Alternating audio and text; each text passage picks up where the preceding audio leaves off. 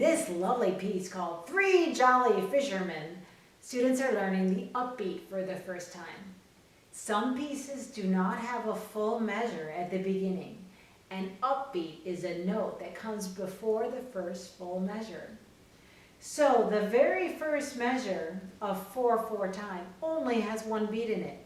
So we must look to the very last measure and we find the missing 3 beats. So this fantastic little piece, the words are, there were 3 jolly fishermen.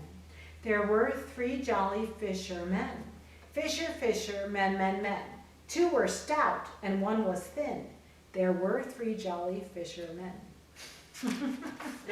The next piece, one of my favorites, The Merry Farmer by Schumann, a fabulous upbeat at the beginning of the piece.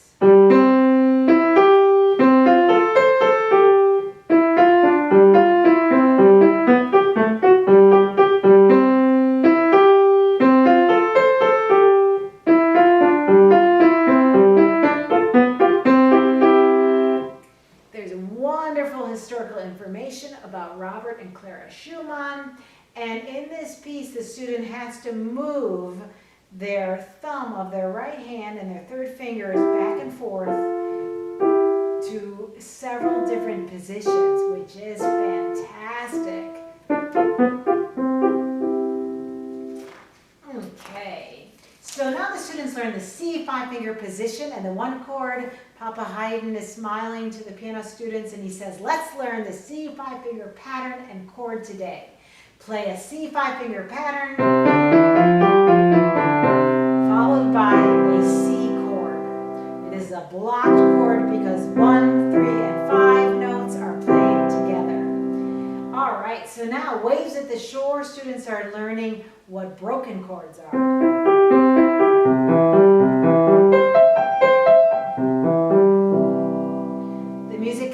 Girl says, play with a free arm and strong fingers. How does this feel? The next page is blocked and broken chord review. 2 penguins.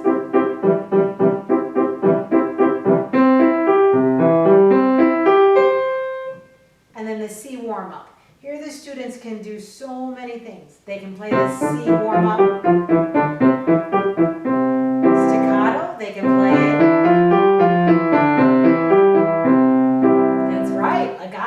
They can play it at different tempos. Oh, let's play it. And then adagio tempo. Let's think of Brahms walking by candlelight. And since this is a technique page, students are asked to think about their natural C shape between fingers 1 and 2, whether they see their 4 little hills, which are their 4 metacarpal knuckles nicely on top, and was my wrist and forearm level with each other. All right, the cat's tail is on page 38. My cat swings her tail to the beat. Her dancing and prancing is sweet. She follows the keys as they move up and down. And then we're going to cross under with finger 1. Her tail always stays with the beat. Oh my goodness, isn't that wonderful? So some wonderful crossovers with the left hand and a mixture of blocked chords, right, and broken chords.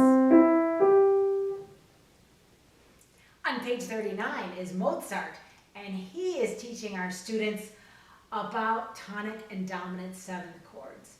So we first start with those 2 important basic notes, tonic and dominant.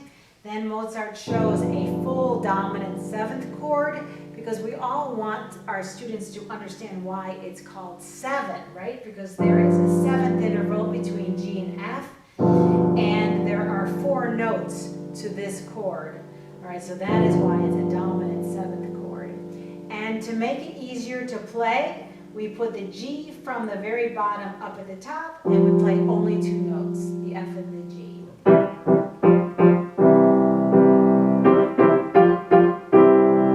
So let's keep it simple for a while. See the Show by Ferdinand Bayer.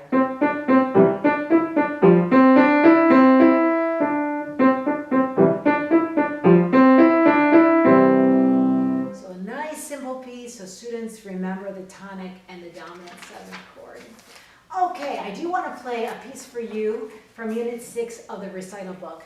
Terrific piece by Mary Leaf. Where do you see the same phrases repeated?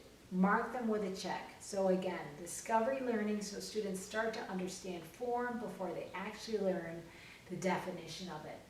And then I asked the students to remember a woodpecker touch release for the staccato notes, except for the very last one.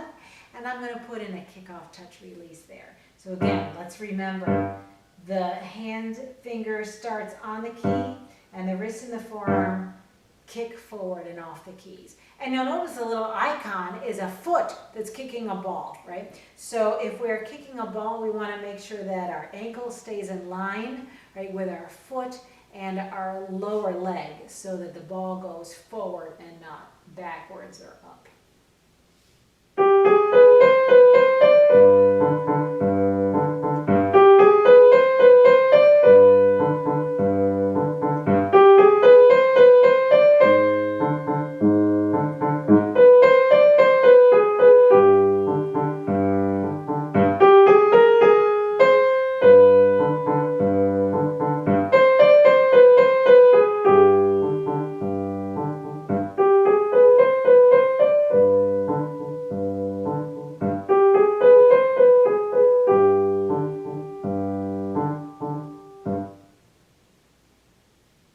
The musicality girl asks, did you play with mystery?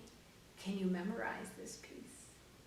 I haven't talked much about memorization, but we want to, as teachers, get our students very accustomed to memorizing pieces.